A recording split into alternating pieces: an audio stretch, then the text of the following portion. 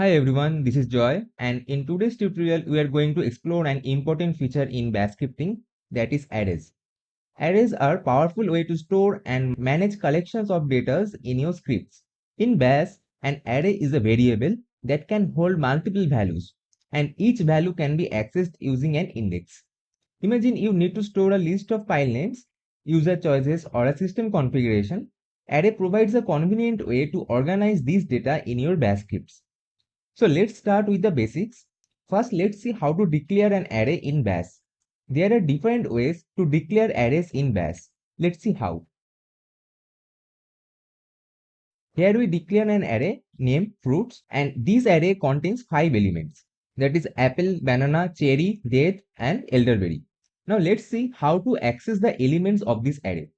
You can access an element of an array using the syntax $array name, then you have to specify the index in square brackets. Remember that array indices in Bash starts from 0. So let's print the first and fifth elements of our fruits array. So using this syntax, you can access each element of this array or any array. So here I am echoing the first and fifth element of this fruit array. So now let's run this script. So it prints the first element is apple and the fifth element is elderberry. Now let's see how to access all the elements of this array. To access all the elements of an array, you can use this syntax. So let's do it. Now let's save this file and run it. So now it prints all the elements of this fruits array, that is apple, banana, cherry, date, and elderberry. Now let's see how to add and remove elements from an array. There are few ways you can add elements to an array. Let's say you want to append a new element to this array, then you can use this syntax.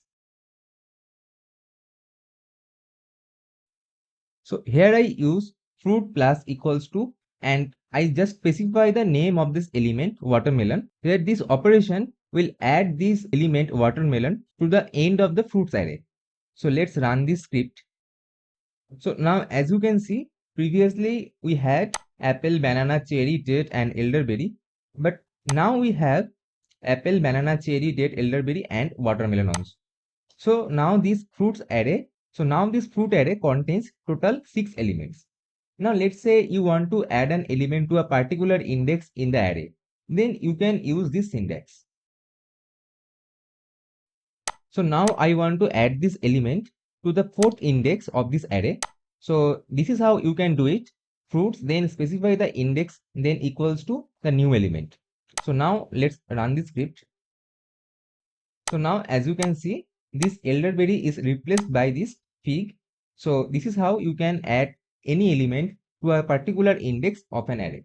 Now to remove an element from an array, you can use the unset command. So let's remove banana. Banana is corresponding to index 1. So now let's run the script. So previously we had apple, banana, and cherry. Now we had apple and cherry. So banana is not there. So this element is removed.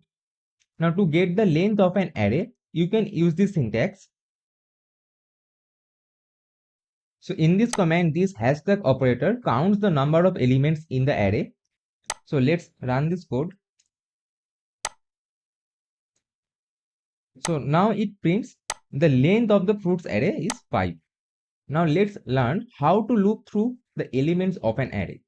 You can use a for loop to iterate over each element.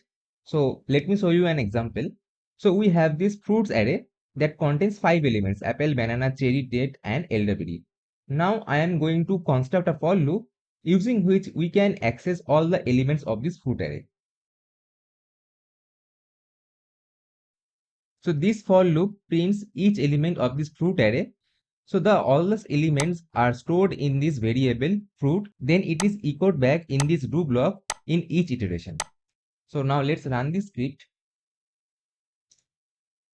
So as you can see, fruit in this array, apple, banana, cherry, date, elderberry, it prints the elements in each line, and this is how you can use loops to access through all the elements of an array. So that's all for this video. Thanks for joining this tutorial on arrays in Bash. If you have any questions, leave them in the comments below. and don't forget to like and subscribe for more tutorials. So see you in the next video.